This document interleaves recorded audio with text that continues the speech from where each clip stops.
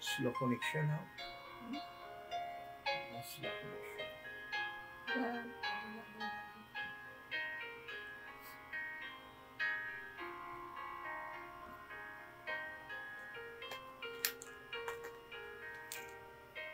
Ano pa gani yung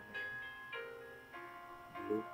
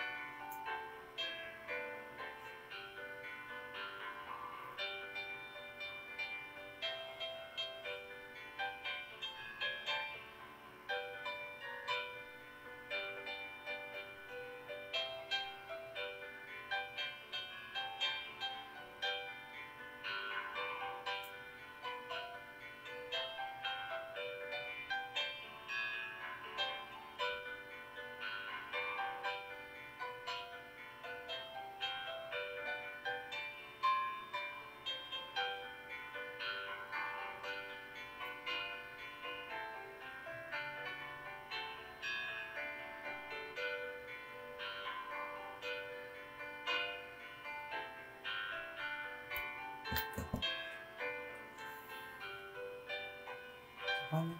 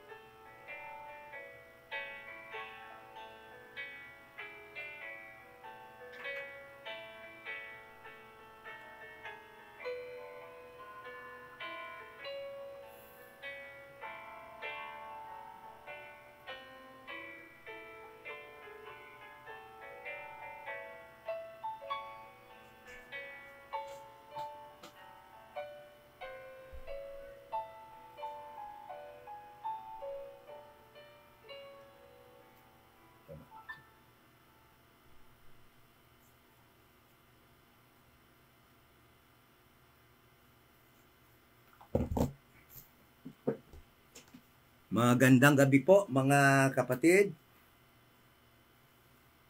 At sa muli, andito tayo ngayon sa Thursday night. At ano ngayon? August 31, August 31. Katapusan na po ng buwan ng August. At bukas po ay mag-uumpisa na yung buwan ng September. So patuloy po tayo ng ating pag-aaral. At alam niyo po, ang ating pinag-aaralan sa ngayon ay mga doctrines po ito. Mga doktrina na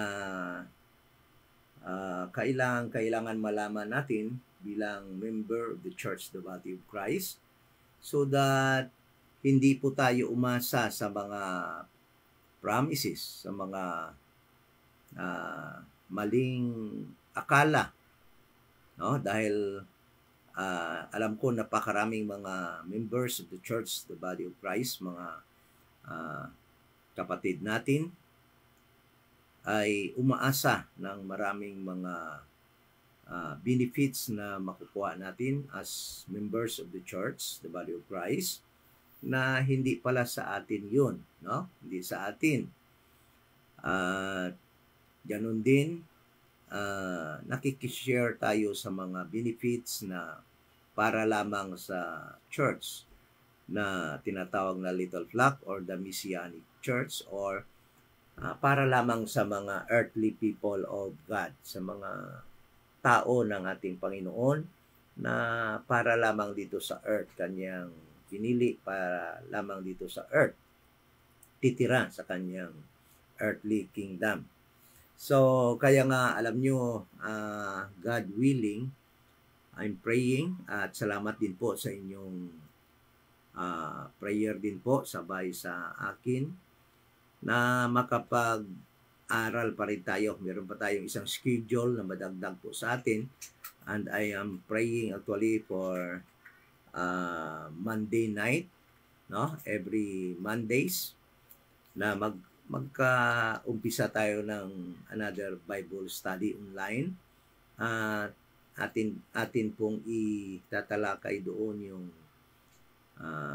rightly divide, paano natin ma-rightly divide yung earthly people of God at saka yung heavenly people of God, upang magkaroon po tayo ng tamang expectation kung ano-ano po ang mga benefits na para sa atin at yung mga benefits naman na para sa earthly people of Jesus Christ, no?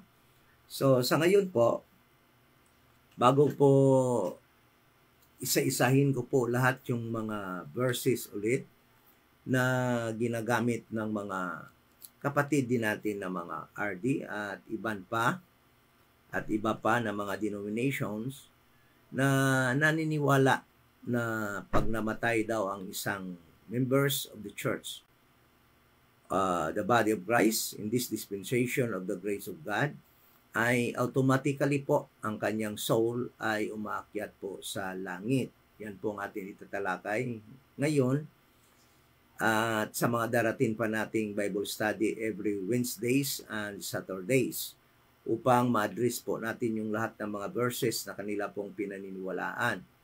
At alam nyo na i-discuss ko na talaga yan sa mga 11 videos na aking nating napag-aralan na yung soul ay natutulog muna at naghihintay po ng rapture upang sabay-sabay po tayo, lahat ng mga members of the Church, the Body of Christ, yung mga namatay at saka yung buhay sa panahon ng rapture ay sabay-sabay po na akyat doon sa heaven by way of rapture or caught up na sinasabi diyan sa 1 Thessalonians chapter 4 verse 13 to 18.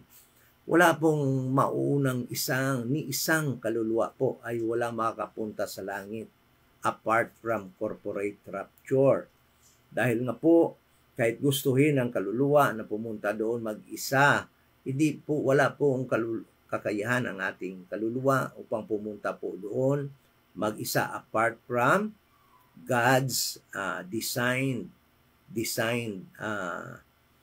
way or procedure how a person can go up unto heaven, and that is only by way of corporate rapture that will occur in the near future.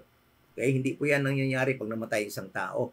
No, hindi yan nangyayari, kundi mayroong appointed time po na darating po yan in the near future po ang rapture na yan, at yan po yun ang tinatawag na corporate rapture, at sabay-sabay po lahat ng namatay na kay Kristo na members of the church, the body of Christ, at yung mga buhay po sa panahon na yan. Ngunit napakarami po mga verses na tinatawag natin na ginagamit nila ng mga naniniwala na umakyat agad yung soul doon sa heaven. Napakaraming mga verses na ginagamit nila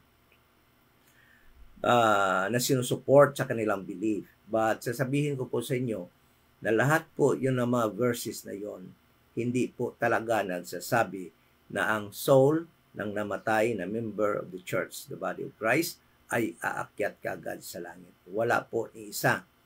At ngayong gabi na ito po ang ating tatalakayin ay yung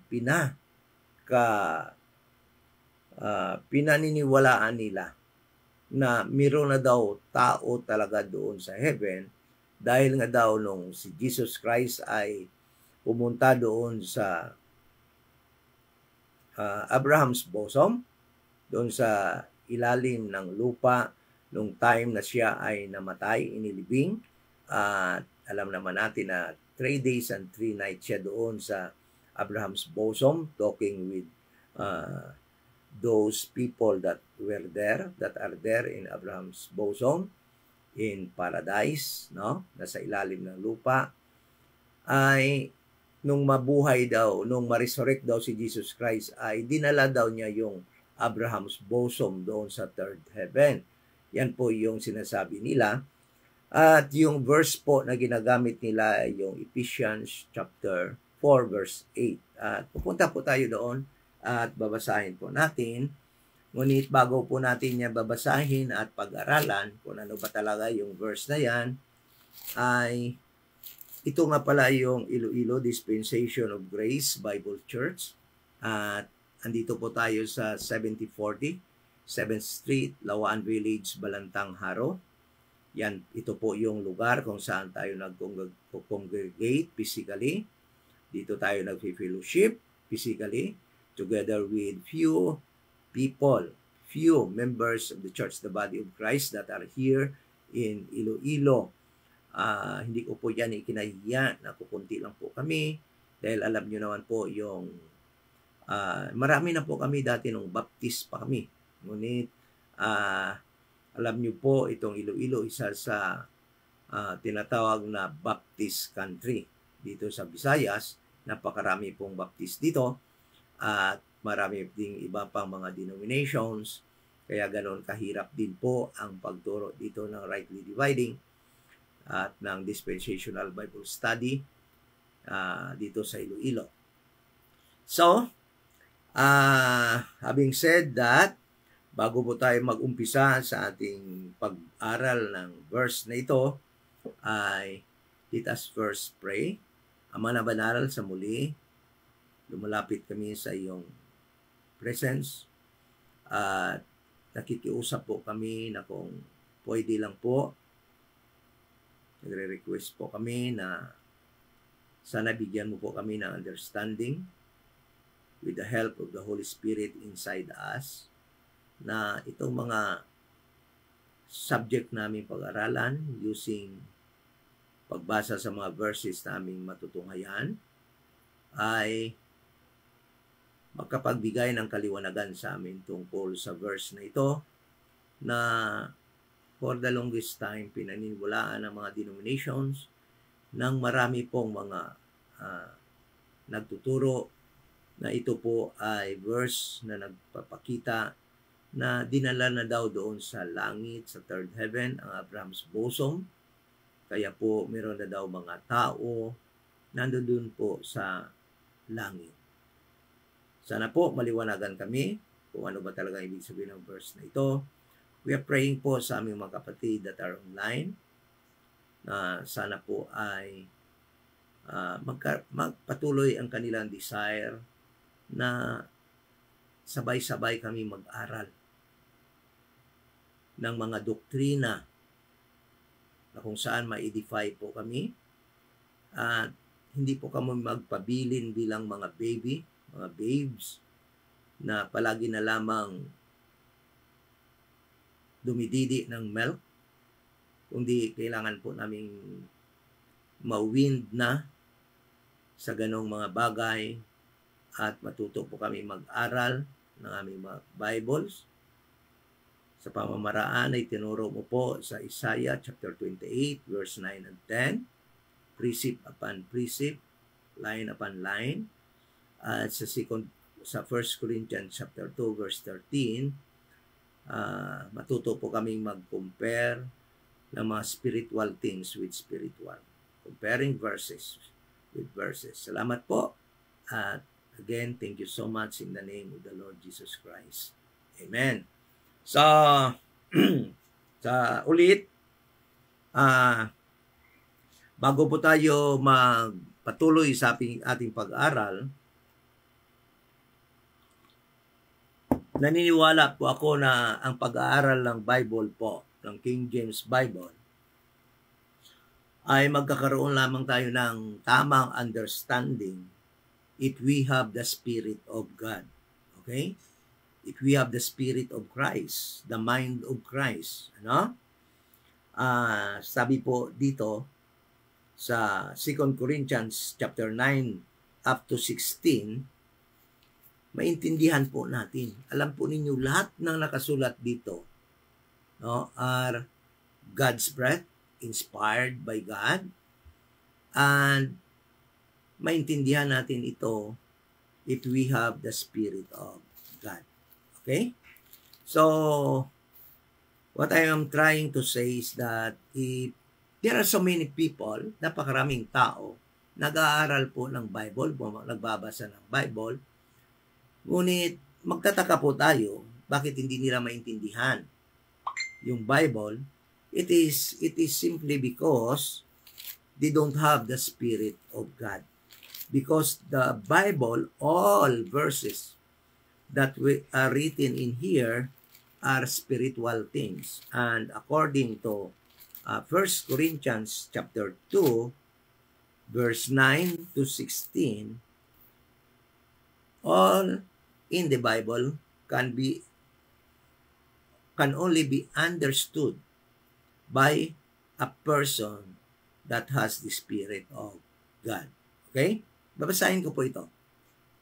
Upang hindi po tayo magtataka kung bakit mayroong mga tao na hindi nakakaintindi kung ano yung nakasulat sa Bible. At sa totoo lang po, aminin ko sa inyo. For the longest time, when I was a Baptist for 30 years, alam nyo ba that I really don't understand the Bible? There was plenty of contradictions that I had read from the Bible, and until it comes, there was already a time that I said to myself, the Bible is not true, it's not correct, and cannot be relied to. Why? Because of the many contradictions in the Bible. But after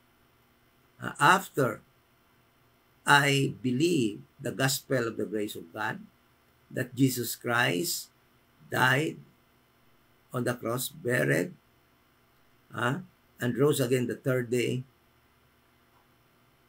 After I rightly divide His word, the Bible became a light bulb. Para bang naging light bulb na napakaliwanag, napakadaling intindihin. We can easily understand the Bible if the Holy Spirit is in us, and we will follow God's instruction how to study His word, and that should be rightly divided.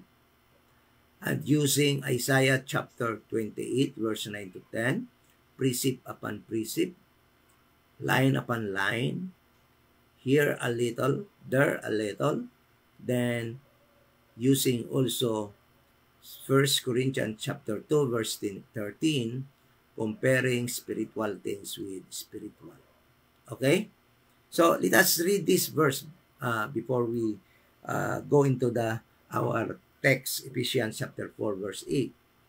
But as it is written, eye hath not seen, nor ear heard, neither have entered into the heart of man the things which God hath prepared for them that love him. According to Paul, no?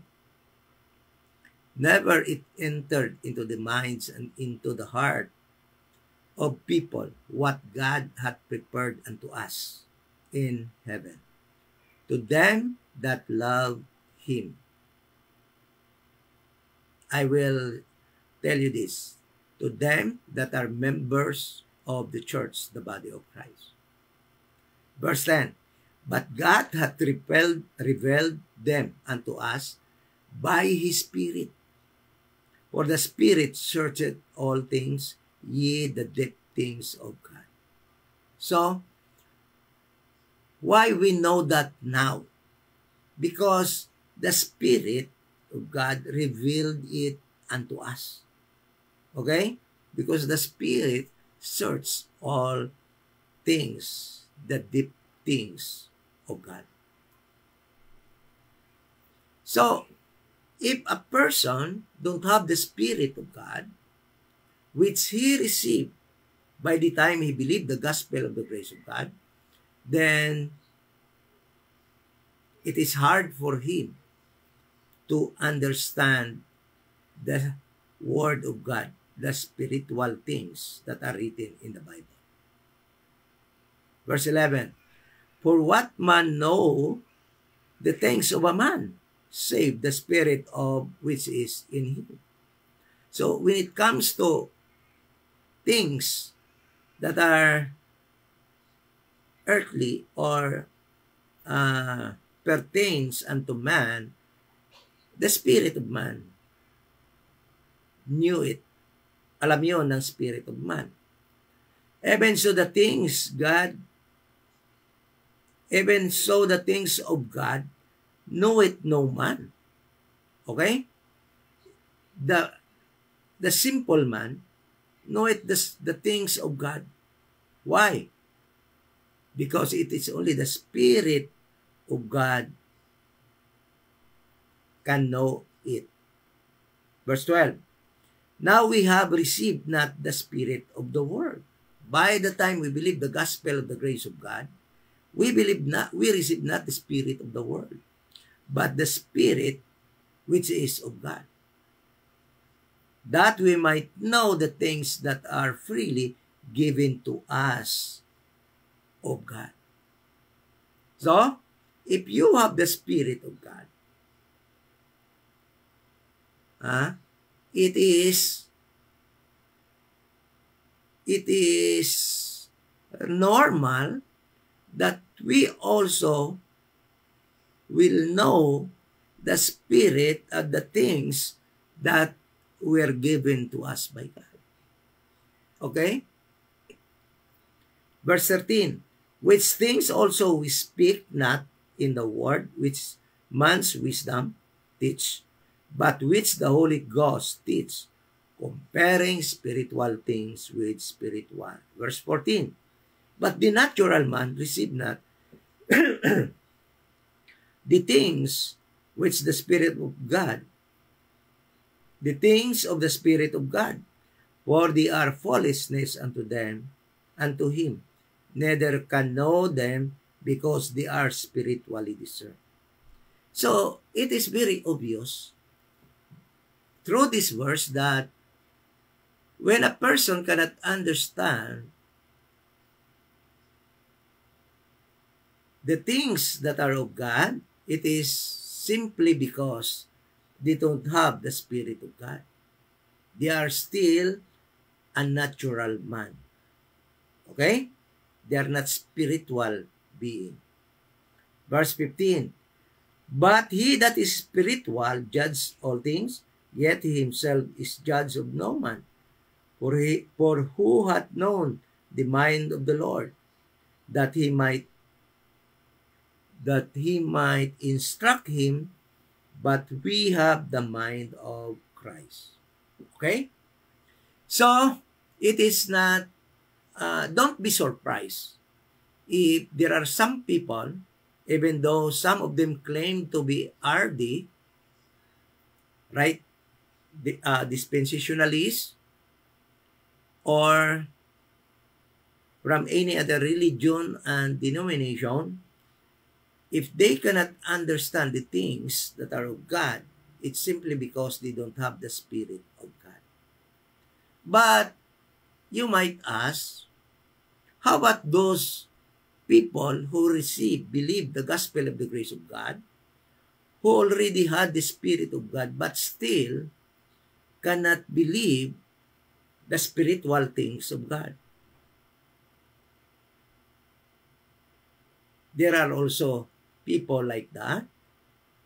Is there any instance that a believer of the gospel of the grace of God cannot understand the things of God?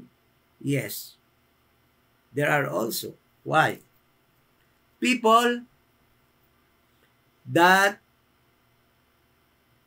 have preconceived belief in their mind and heart. Believers that have preconceived belief in their heart and mind. Example, those members of the church that are saved, members of the body of Christ, the church, the body of Christ, who came from many denominations and are not actually ready to unlearn some doctrine they learned from their former denominations. Okay? There are some belief taught by their pastors from their previous denomination that they cannot unlearn. Okay? So, because of their preconceived belief, they cannot accept the spiritual things revealed unto them by the Spirit of God.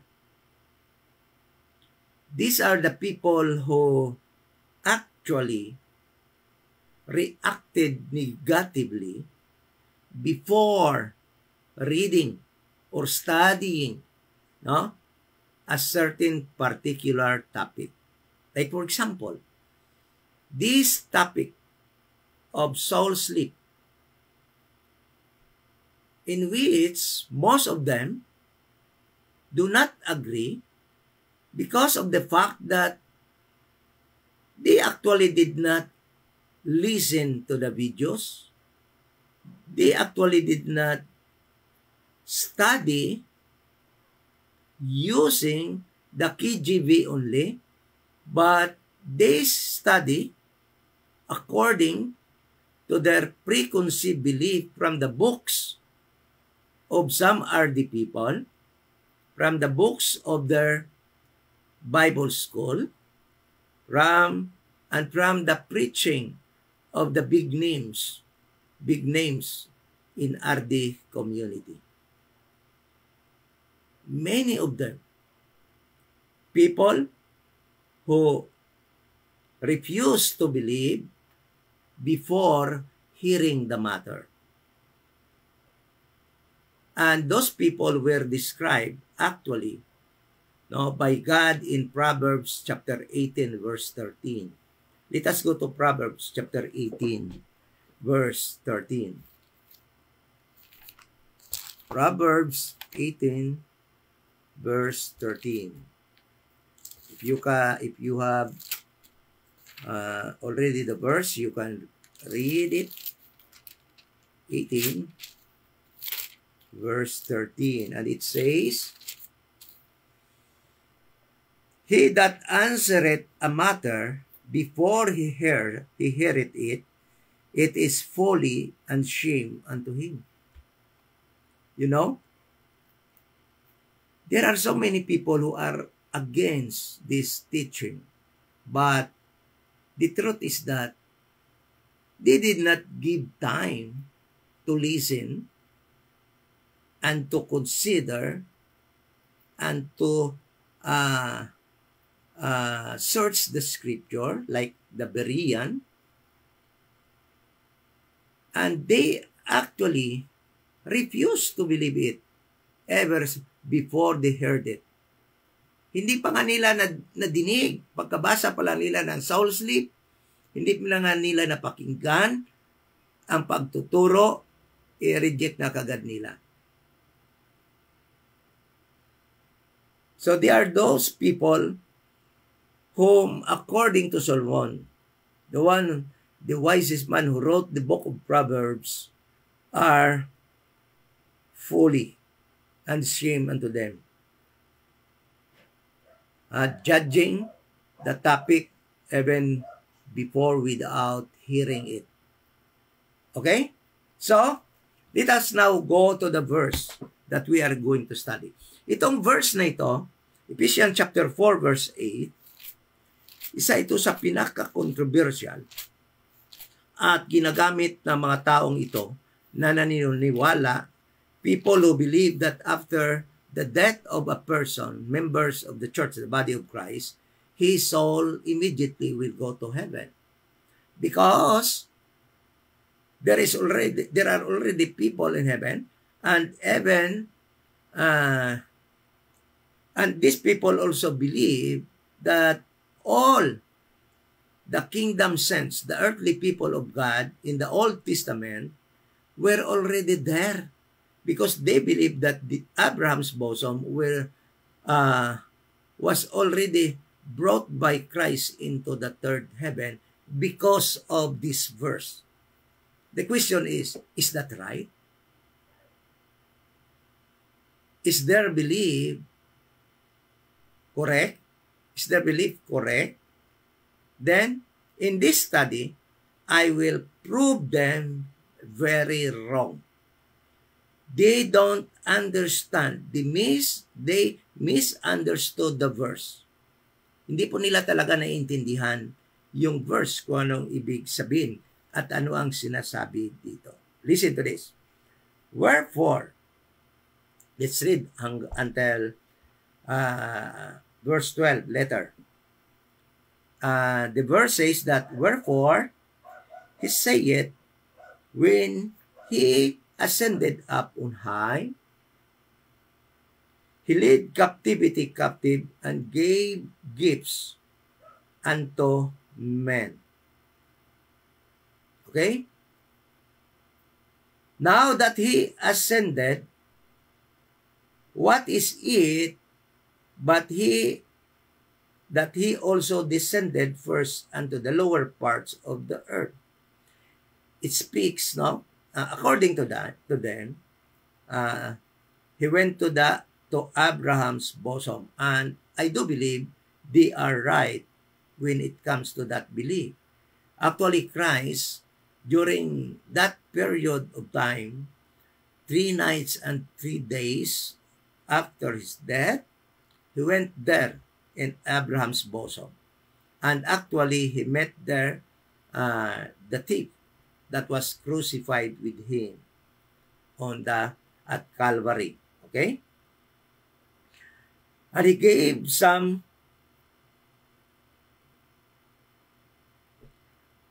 he that descended is the same also that ascended up the far above all heavens, that he might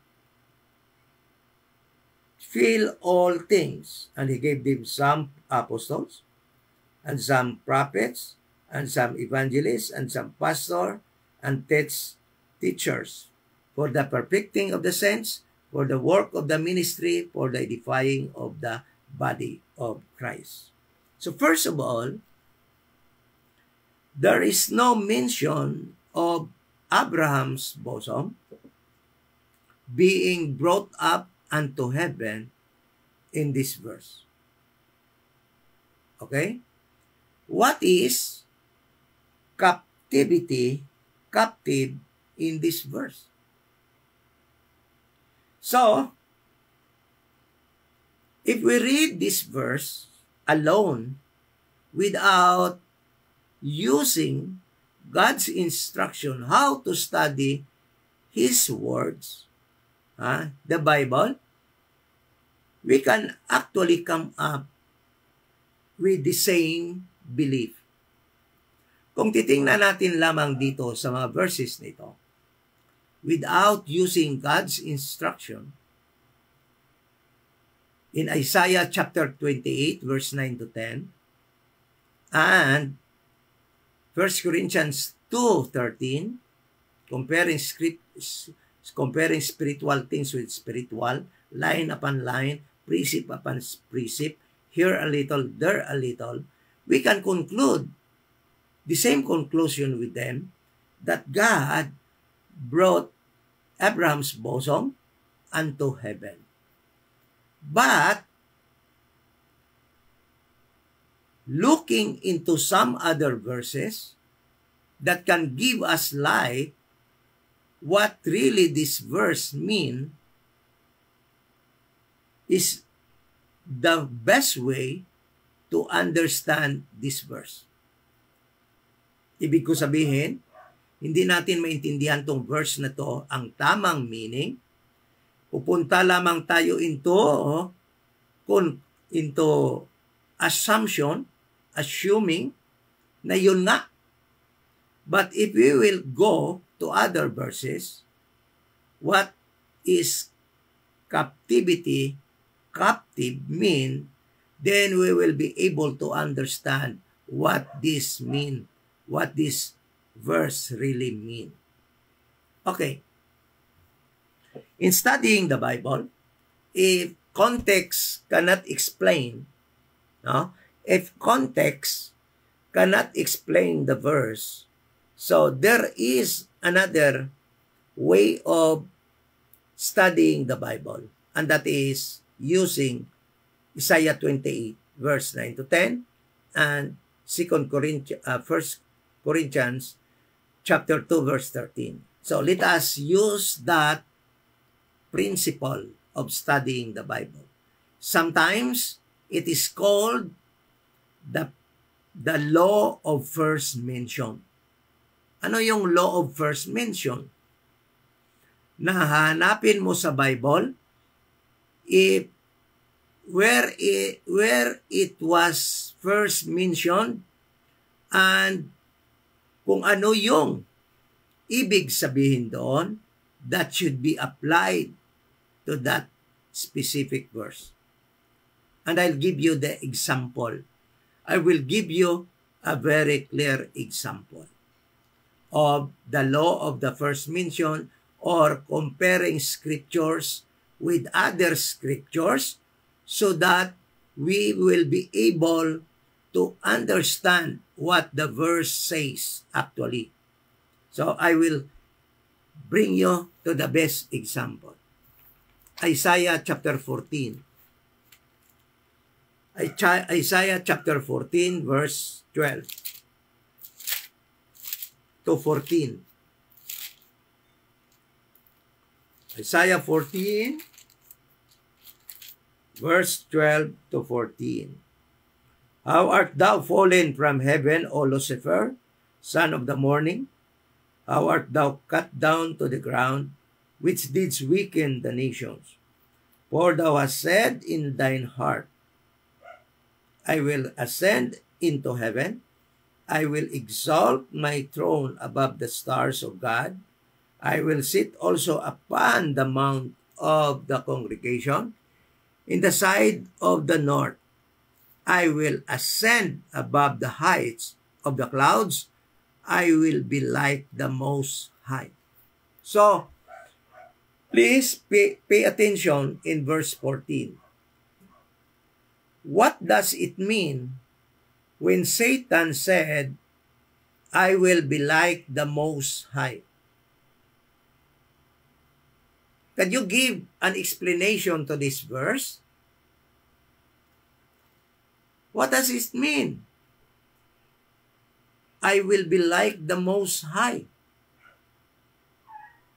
If we will give our own opinion and assumption, we can easily say that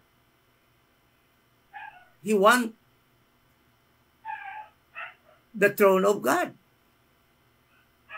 He wants to replace God, no, in his role over all things. But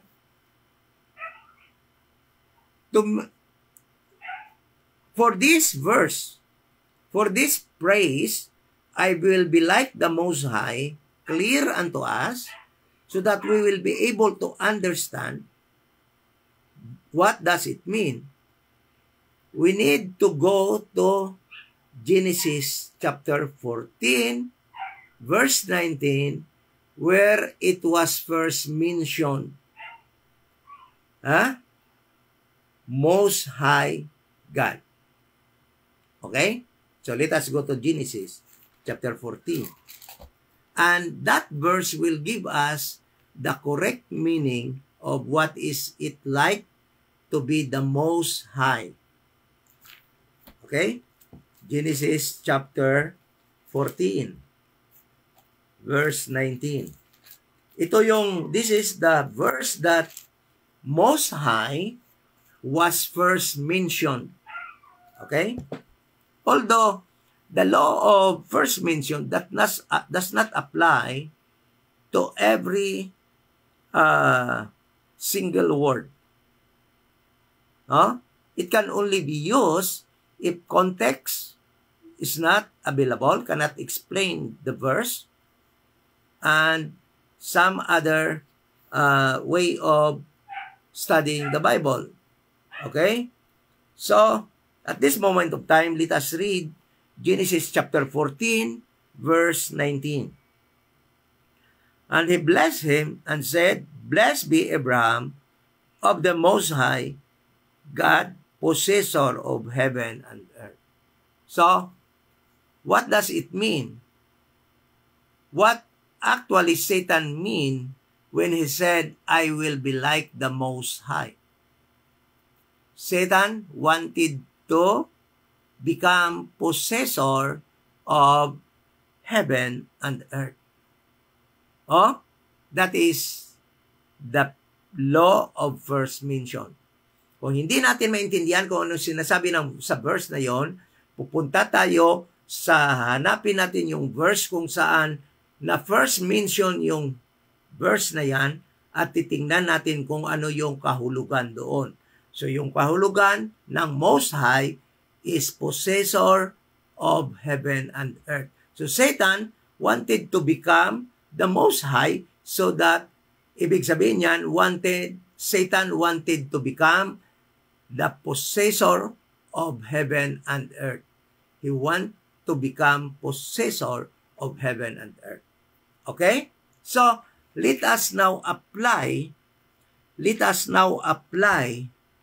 this principle of law of first mention to Ephesians chapter 4 verse 8 for us to be able to understand the verse. Ephesians chapter 4 verse 8. Saan ba first mention itong captive? Okay? So let us go to Judges chapter 5 verse 12. Judges chapter 5 verse 12. Titingnan natin kung nung na-first mention ba siya, ay yung captive na ba yan, ay nagdadala ng bagay papunta sa langit. Kasi kung yan yung sinasabi dito sa Judges chapter 5 verse 12, it is also what it means doon sa Ephesians chapter 8 verse 12. Okay? So Judges chapter 5 verse 12.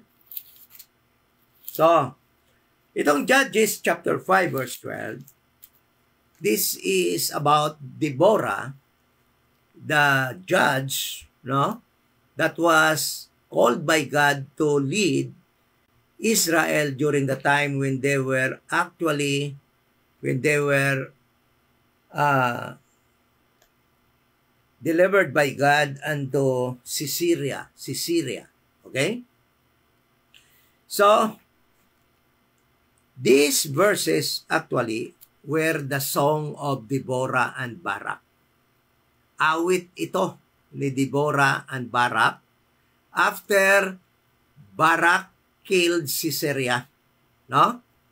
The leader of Canaanites, one of the leader of Canaanites who during the time afflicting the nation Israel because of their hard-headedness. Dahil nga sa kasalanan nila sa Panginoon, pinoforsake nila ang Panginoon, so when they cried out unto God, God will give them a deliverer in a person of a judge. And this moment of time, the judge was Deborah, and his right hand at this moment of time was Barak. Okay? So, chapter 5 was the song of Deborah after Sisera was defeated by Barak and was killed by Jael. No? Babae lang itong pumatay kay Sisera dito sa time na ito. Habang tumatakbo siya palayo from Barak who was pursuing him, he actually hid in the house of Jael, and Jael hid him, and Sisera at this moment of time past sleep, no? Dahil nga sa kanyang pagod, at si Jael took a nail, a long nail, and he hammered it, no, in the temple of Sisera, and Sisera died. And that moment of time, Deborah and Barak actually was in celebration, and Deborah sang this song actually during the time. And in verse 12, Deborah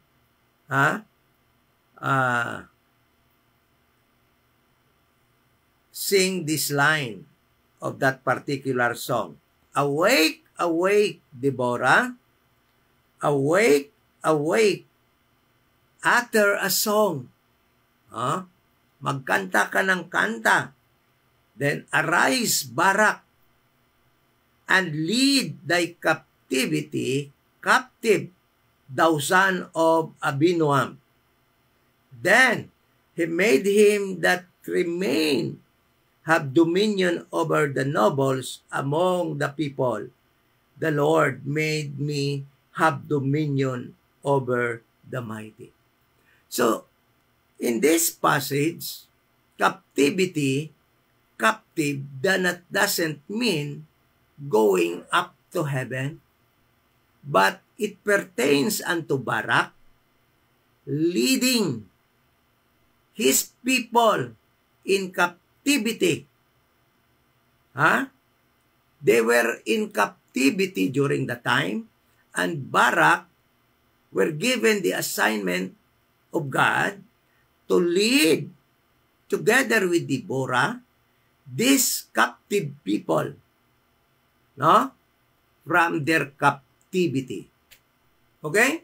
So, ibig pala sabihin ng captivity, lead captivity captive is that God appointed people at this moment of time in the person of Deborah and Barak to lead his people, the Jewish people that were in captivity, to be led by Deborah and Barak to free them from their captivity.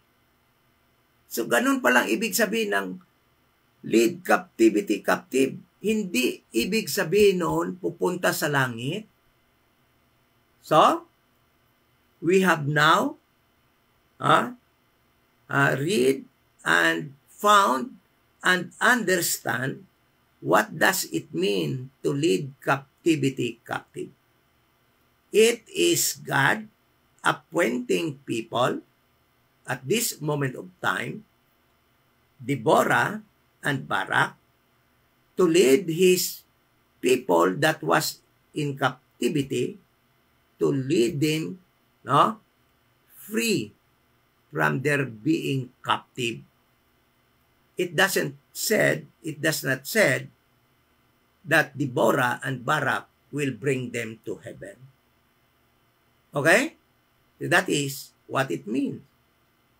Another meaning of lead captivity captive is in Psalms 68 verse 18. So let us go to Psalms 68 verse 18.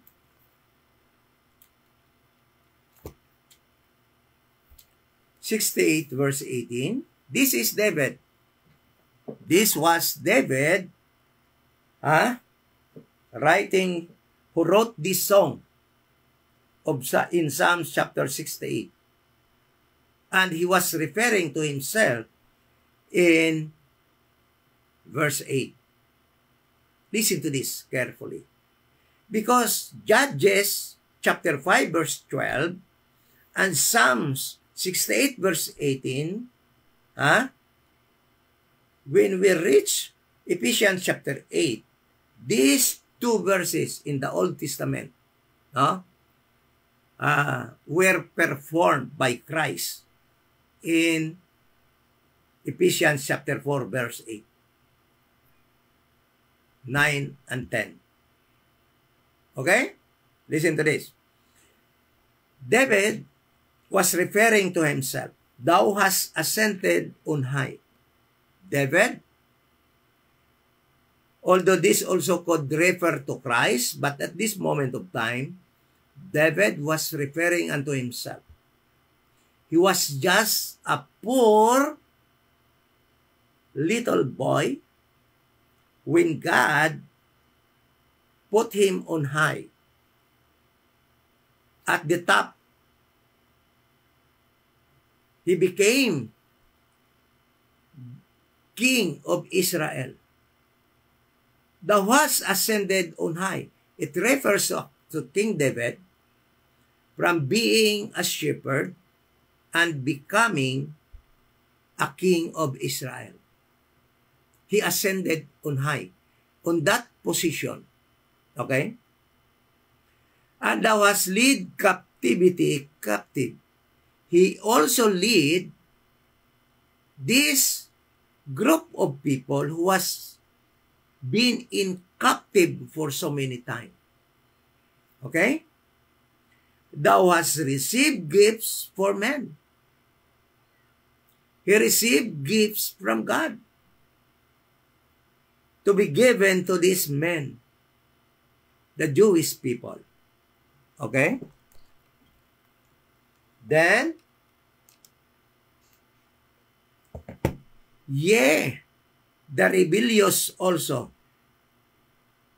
referring also the rebellious people, Israel, that the Lord God might dwell among them, so that the Lord God can dwell among his people.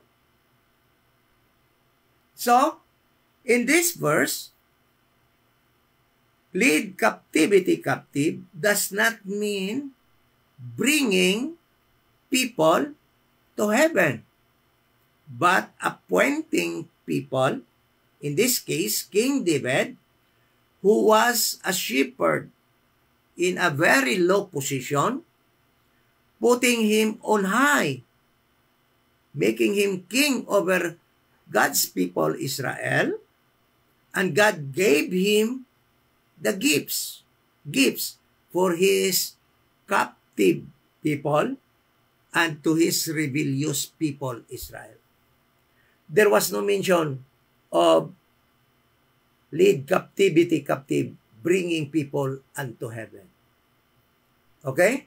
So, what does it mean when Paul said,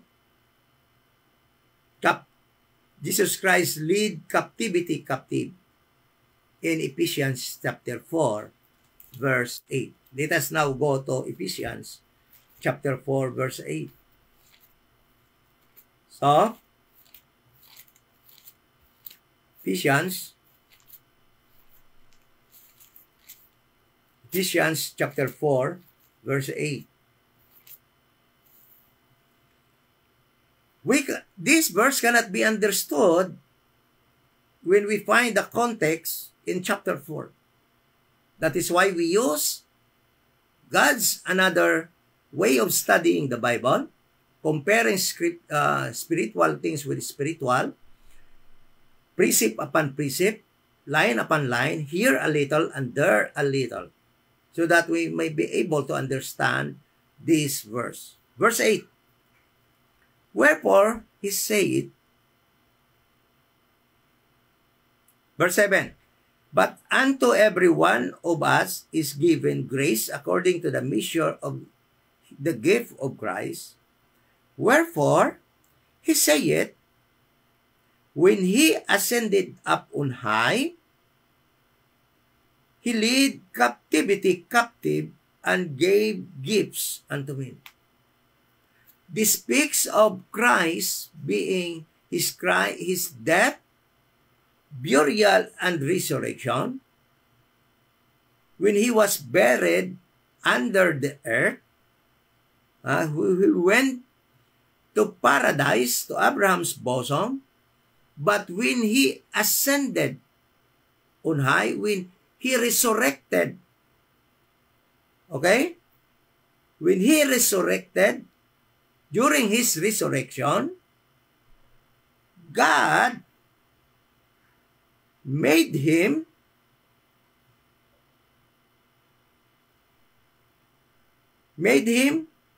or appointed him to lead people that are in captivity. So, who are these people that are in captivity during this dispensation of the grace of God? These were not the Jewish people, because we knew very well that the Jewish people, were in captivity in time past, and they were delivered by a deliverer. Every time they will cry unto God. So who were these people that God or Jesus Christ will lead from their captivity so that they will be freed in their captivity? Listen to this. Listen to this. Romans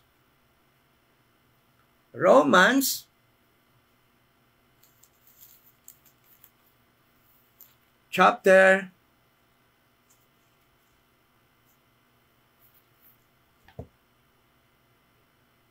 8.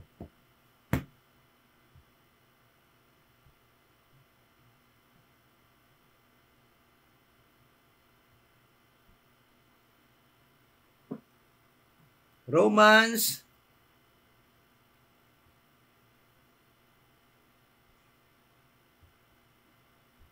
I'll find the verse.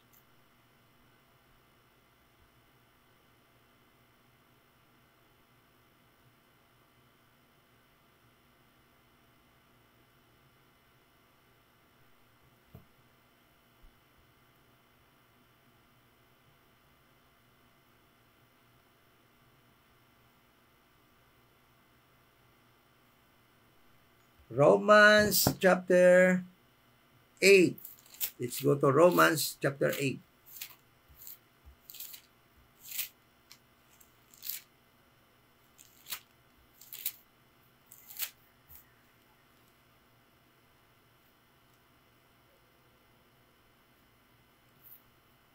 Verse 23. Verse 23. Romans chapter 7, verse 23. Romans 7:23. But I see another law in my members, warring against the law of my mind and bringing me into captivity of the law of sin. So, all people, no, at this moment of time, in this dispensation of the grace of God, now that we are no longer, together with Jewish people who are no longer under the law, are in captivity of the law of sin. Okay? So, at this moment of time, since we are in captivity of the law of sin, Jesus Christ, when He ascended from the bottom of the earth after 3 days and 3 nights of stay under the earth in Abraham's bosom, He was resurrected. He resurrected Himself and became a leader. He led people who believe the gospel of the grace of God to be freed from their captivity of the law of sin. Okay? That was the verse actually mean. This verse does not mean that Jesus Christ brought Abraham's bosom and all the people, the soul of people, the Old Testament saints, the earthly people of God, He brought unto heaven. No. Jesus Christ, after resurrection, He led people on earth, okay, to be freed from their being captive, from their captivity of the law of sin. Okay? So, listen to this. Why this is on earth, not above and not under the earth, not in paradise. Why? Listen to this. Ulitin natin yung verse 8. Wherefore He said, when He ascended up on high during His resurrection, after He was resurrected, He led the people who were under captivity of the law of sin and freed them. Those who believe His death, burial, and resurrection, freed them from the law of sin. Okay? From the captivity of sin. Okay? And gave gifts unto men. At binigyan niya ito ng gifts. And later on, we will read what are those gifts. Verse 9. Now that He ascended, what is it? But that He also descended first. Okay? It speaks of His going down to the earth, to Abraham's bosom, after His burial, after His death. Okay? His spirit went there. Jesus Christ went there at the bottom of the earth. Then, He that has descended, verse 9, now He that ascended, siya na resurrect, siya din yung bumaba muna, okay, bago siya ma-resurrect, pumunta muna siya doon sa Abraham's bosom. What is it but He also descended first? Bumaba muna siya doon. He went first to Abraham's bosom before He ascended on high into the lower parts of the earth. Verse 10, He that descended is the same. Siya na bumaba doon is the same also that ascended up far above all heavens. Okay? So the first ascension of Jesus Christ, He was only on earth. He went unto heaven, then, but He went back also 8 days after, and after 40 days, he again ascended up to heaven. Okay? Then that Jesus Christ, who descended and ascended up on high, now leading those people that were in captivity of sin, of the law of sin, and those who believe him, his death, burial, and resurrection, they were freed by him from their captivity of the law of sin. They freed him from their captivity. Like Barak. Barak freed the Jewish people from their captivity, physical captivity. At this moment of time, Jesus Christ freed those who believe him from their spiritual captivity of the law of sin. Like David, when he was leading those people who was frequently in captivity, he received gifts from God for the Jewish people. And those were material blessings. Prosperity. He gave them prosperity in the land.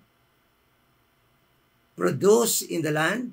But at this moment of time, Jesus Christ also, listen to this, different from David. Because David received gifts from God and for the people. But listen to this. In this verse, and gave unto them, and he gave gifts unto them. Jesus Christ. This is Jesus Christ. Because he did not receive gifts, but he gave gifts. The gifts was in him. He did not receive it from anywhere, from anybody, but the gifts was in him, and he gave those gifts to those people who he freed from their captivity of the sin, the law of sin. Okay? So what are those gifts? Kaya alam natin na hindi ito dinala sa langit. Bakit? Dahil tingnan mo, yung gifts na binigay niya para sa mga tao dito sa earth, sa church. So the people that were freed, whom Jesus Christ was leading from their captivity, was the people, the church members of the church, the body of Christ. And he gave unto them gifts. And what are those gifts? Verse 11, and he gave some apostles, and some prophets, and some evangelists, and some pastors, and teachers for the perfecting of the saints, for the work of the ministry. So hindi dinala doon sa langit yung mga binigyan ng gifts na kanyang na-free from their captivity. Kundi binigyan niya sila ng gifts, pastors. So ibig sabihin, andito sa lupa. Kaya yung their understanding of this verse, that this is the people, the soul of people that were in paradise in Abraham's bosom, that was Jesus Christ leading, from there and brought to heaven together with Abraham's bosom. Listen to this. Why these are not the people that were in Abraham's bosom? Because these people, according to the verse, were in captivity. And listen to this. The people that were in captivity were actually sufferings. They were suffering. Listen to this. Can you find people in the Bible that were in captivity that were not suffering? Meron bang tao na nasa captivity na hindi nagsasuffer? Na hindi nagtitiis? Na hindi sa masamang kalagayan? Yung nasa captivity dito, nasa masamang kalagayan, they were in very bad situation because they were in captivity. And at this moment of time, the people that Jesus Christ were leading were in captivity of the law of sin. They were in very bad situation. But listen to this. That is why these people were not the soul of those people in Abraham's bosom. Why? Because the soul of those people that were in Abraham's bosom until now are not suffering. They are not in bad condition or situation in Abraham's bosom, but they are comforted there. Okay? Listen to this. Luke chapter 16.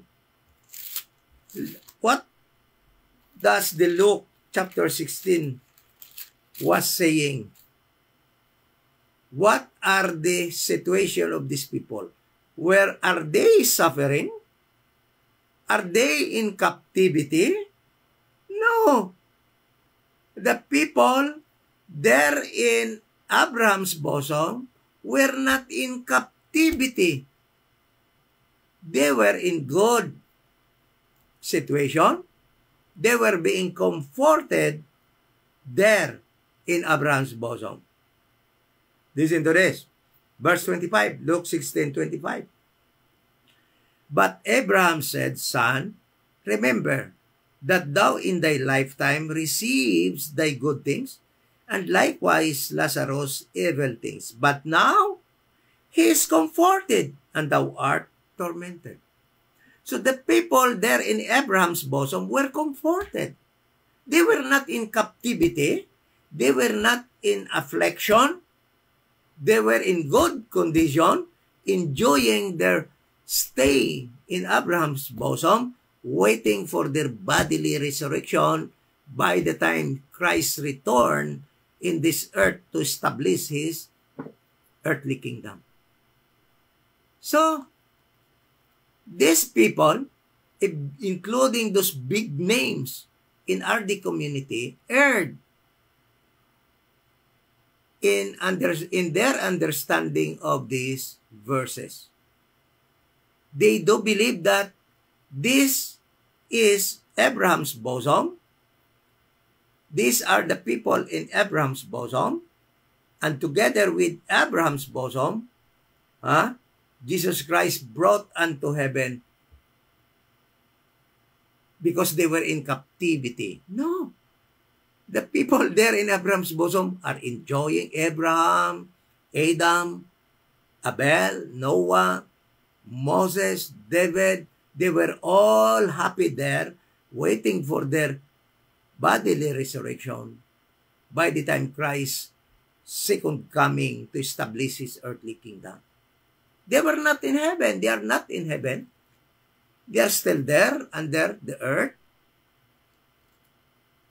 God, Jesus Christ, did not bring Abraham's bosom up there in the third heaven. The verse says that this man who first descended to the bottom of the earth, he ascended up during his resurrection and ascended far above the heavens and lead people who believe him, his death, burial, and resurrection, and freed them from their captivity of the law of sin, and became members of the church, the body of Christ, and he gave them gifts. Not material gifts like David, like what David gave to the nation Israel, to the people that were captive many times during his time.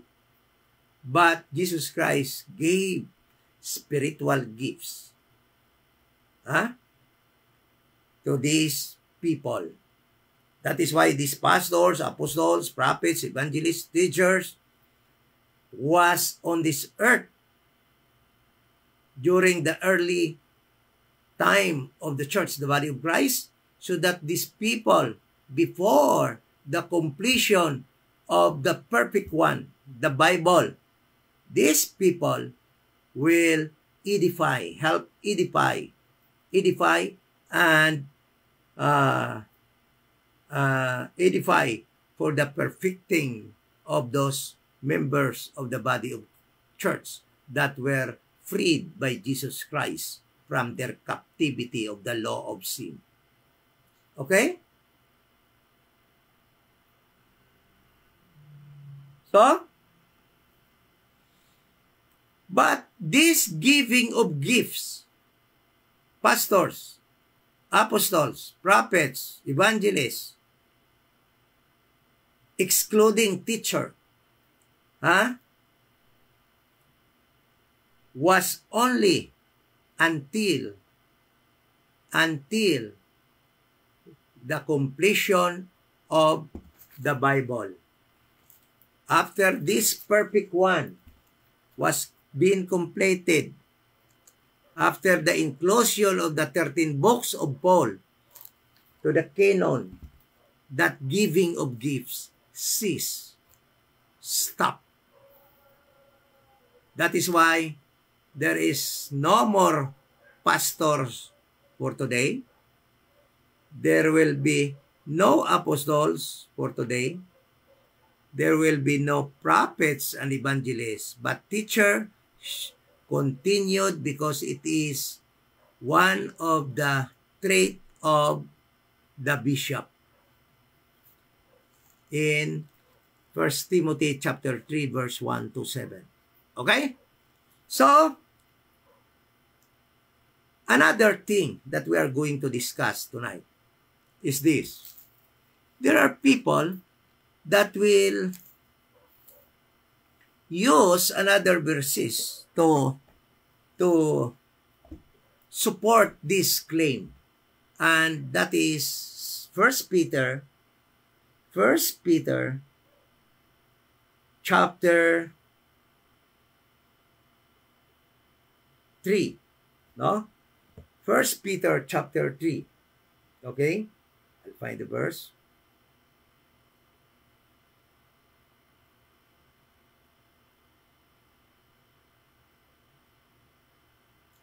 First Peter chapter 3, verse 19 to 20. They are also using this verse to prove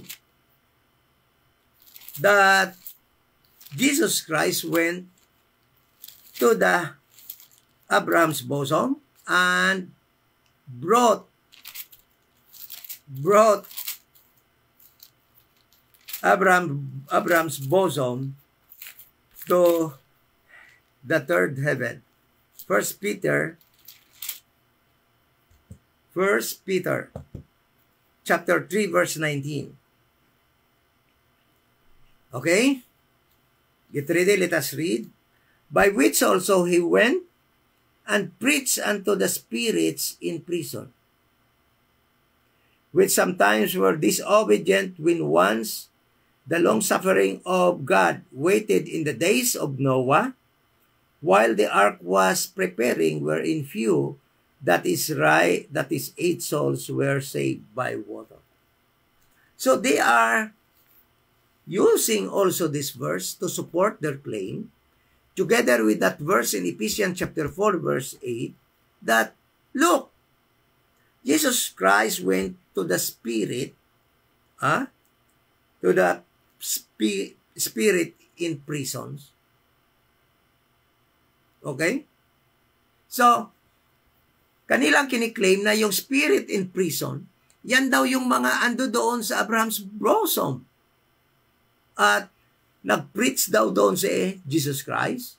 And those people were freed by Jesus Christ and brought to heaven.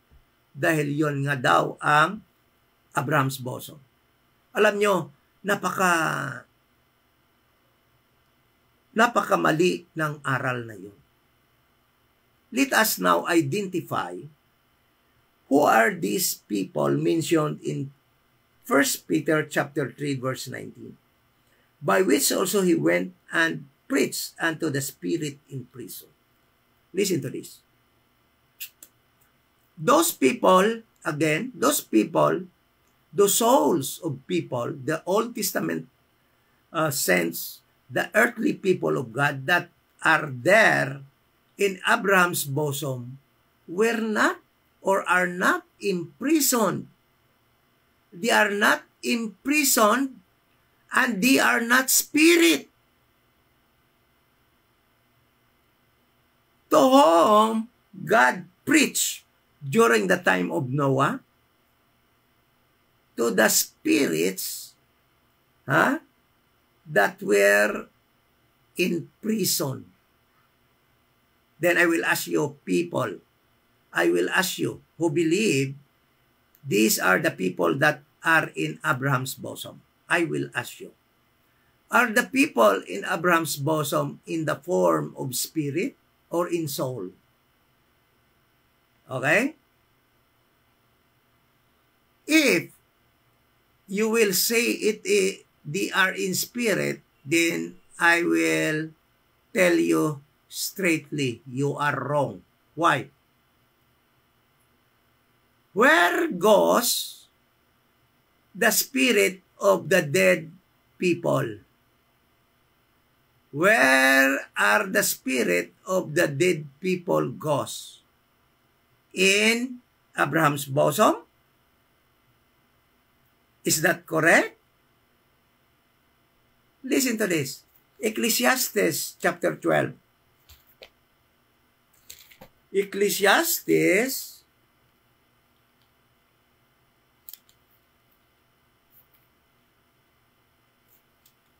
chapter 12 verse 7. Then shall the dust return to the earth as it was, and the spirit of man shall return unto God who gave it. So, the spirit of a human being, when they die, goes to God who gave them. Okay? Who gave it. Hindi yun pwede pumunta doon sa Abraham's bosom. The one that goes down to Abraham's bosom is the soul of a man. His spirit went back unto God who gave it. Kaya yung mga naniniwala na God or Jesus Christ preached unto Abraham's bosom to the spirit in prison, you are very wrong. Spirit does not go to the bottom when a person dies. Spirit does not go to the Abraham's bosom, but it returns to God who gave it. Then, you might ask, listen to this. Let us continue reading. Verse 20. Which sometimes were disobedient when once long suffering. These spirits are disobedient. They were disobedient to God. Their mind and heart continually evil. They were disobedient spirit. I will ask you a question. Are those souls inside Abraham's bosom were disobedient? They were God's people. They were God's earthly people. They were saved in the prophetic program of God. Abraham is there. Adam is there. Noah is there. They were obedient unto God during their lifetime. They were not disobedient. So who are these spirits that were disobedient unto God during his long suffering? When he commanded Noah to build an ark, it was 120 years. That was very patient period. God was very patient and was long-suffering during the time, waiting for them to believe God. But these spirits in prison were disobedient. Now, let us find out who are these people that were in prison. What place they were imprisoned during the time. So, listen to this. The verse speaks of Noah's time. Who are those people who were in prison in a certain place?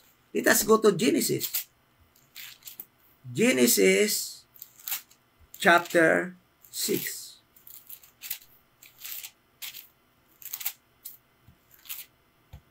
Genesis chapter 6.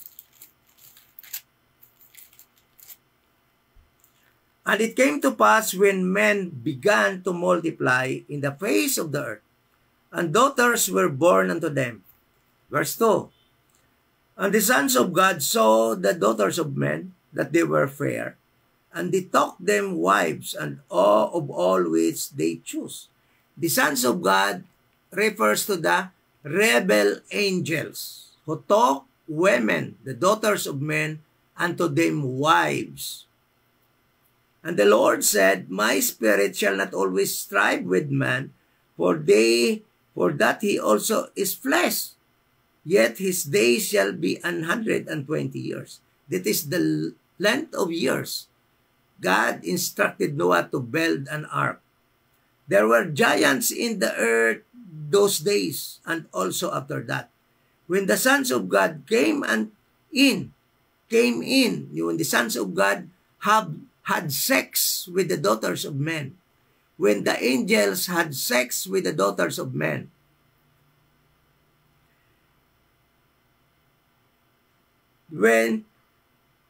and they bare children to them, the same became mighty men which were of old, men of renown. So, these men, the children of this daughter of men, and the rebel angels called the sons of God during these times were giants, Nephilims.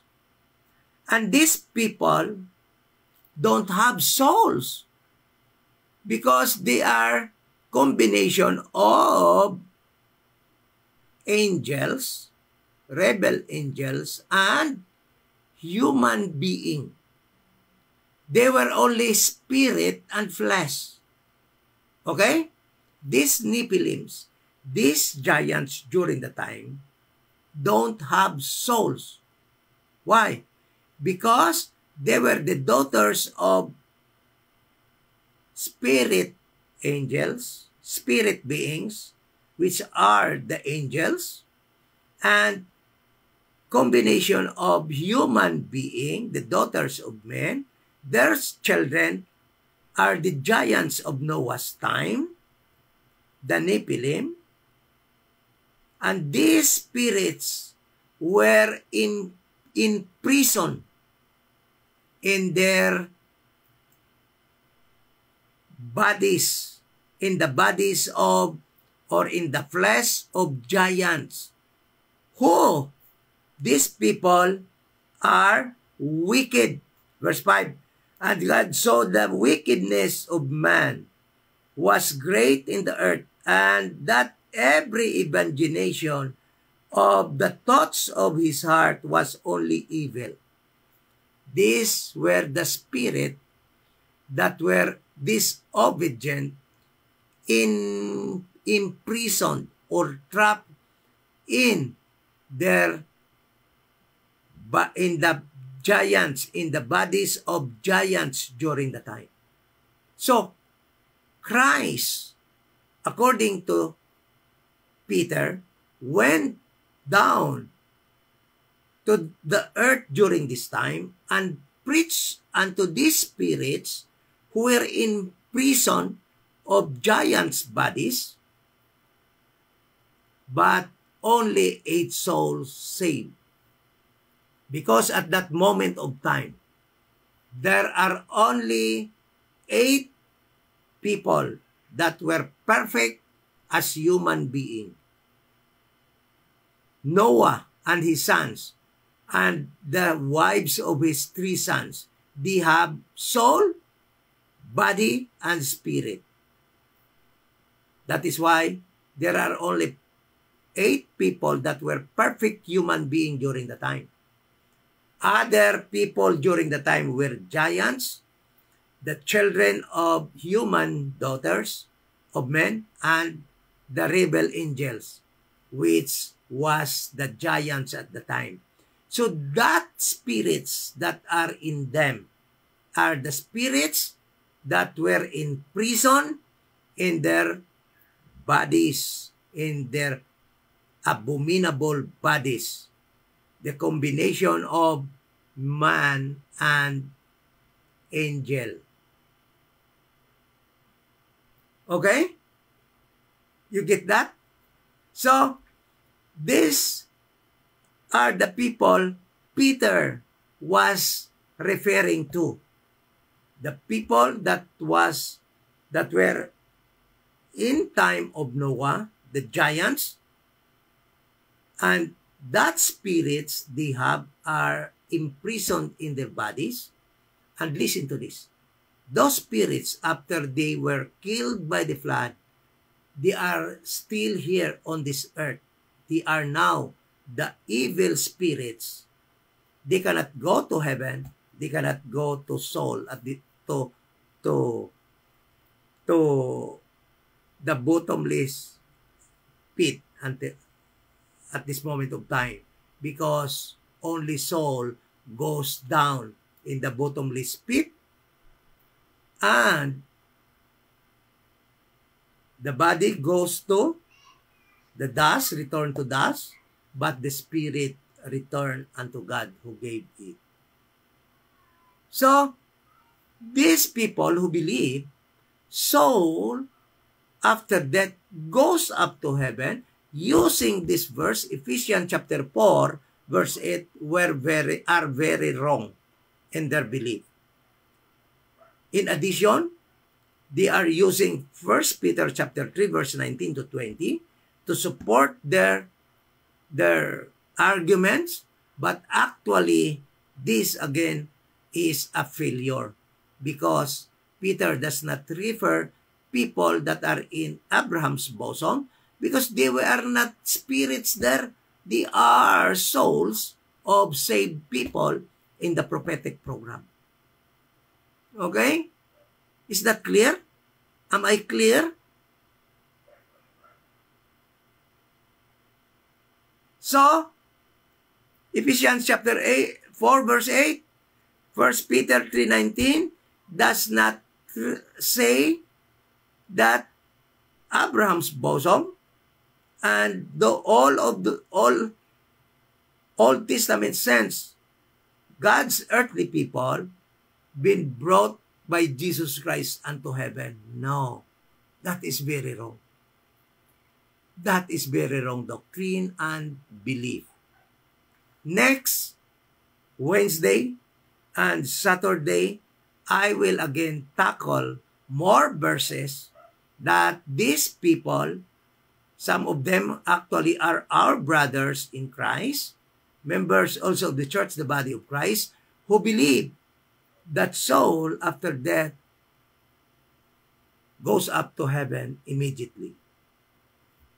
1, 2 verses being debunked tonight.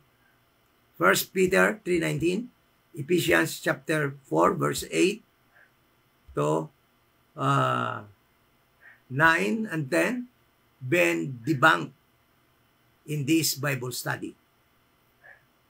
They are wrong in saying that Abraham's bosom and Old Testament saints already brought by Jesus Christ in the third heaven. Very, very wrong doctrine.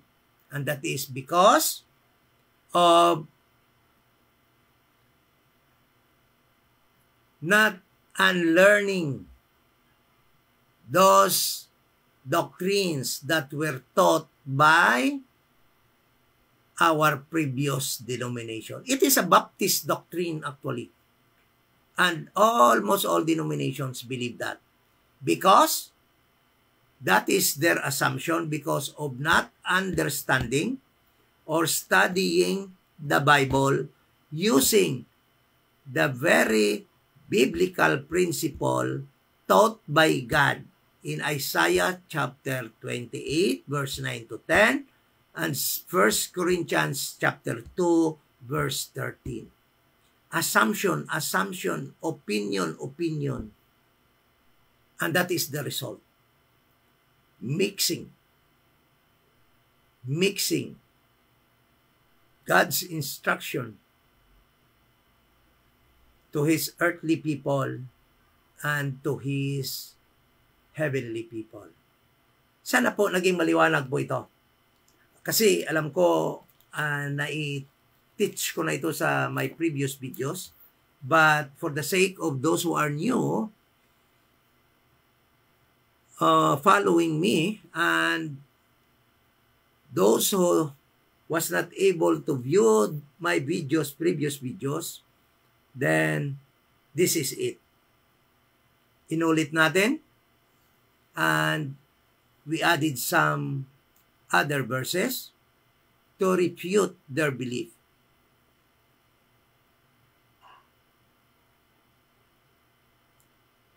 So, magandang gabi po. Bago po tayo mag-close, ito nga pala yung Iloilo Dispensation of Grace Bible Church. The only church in this part of Iloilo City or Philippines that preaches the right gospel, the only gospel that can save a soul in this dispensation of the grace of God, that Jesus Christ died for your sins according to the scriptures. He was buried and rose again the third day according to the scriptures. That gospel can be read in 1 Corinthians chapter 15 verse 1 to 4. No other gospel that can save a soul in this dispensation of the grace of God apart from that gospel in 1 Corinthians 15 verse 1 to 4. Thank you so much at sa muli, abangan po natin yung ating pag-aaral this coming Monday. This coming Monday, if God willing, we will start our new Bible study and we will discuss every Monday's evening, rightly dividing God's earthly people and God's heavenly people. Okay? So, maraming salamat po sa inyong pag-stay.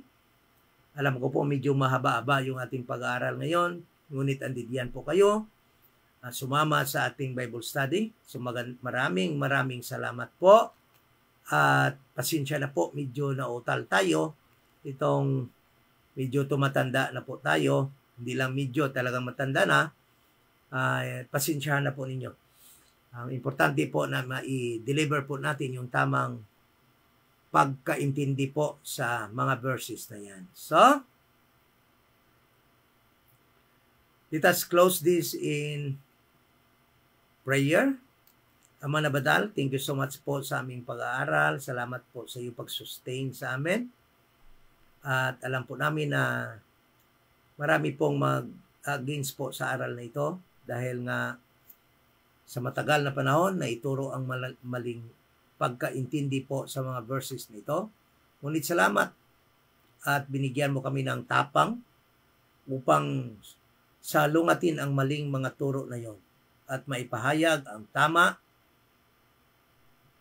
na pag-intindi, ang tama na ibig nyo pong sabihin sa mga verses na yan, na hindi po yan ang Abraham's bosom at mga soul na ando doon, ang dinala doon, at wala pong dinala sa langit sa mga verses na yan, kundi dito po yan sa lupa, na si Jesus Christ ay nagli-lead ngayon sa mga na-captive sa law of sin, at yung mga na-free sa pamagitan ng pagbilib sa kanyang death, burial, and resurrection, ay binigyan niya ng mga gifts upang ma-edify at mag-grow, magiging perfect sila sa kanilang belief during the time in the early stage of the church, the body of Christ. At thank you so much na nabuo na yung Bible. At sa ngayon, alam namin na dito po sa pamamagitan na ito, ng complete word, ng perfect one na ito, ay ma-edify kami at makapag-isa ng faith yan sa iyong only Son, Jesus Christ. Thank you so much in the name of the Lord Jesus Christ. Amen.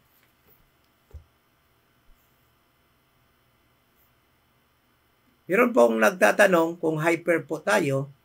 There's no such thing as hyper or non-hyper.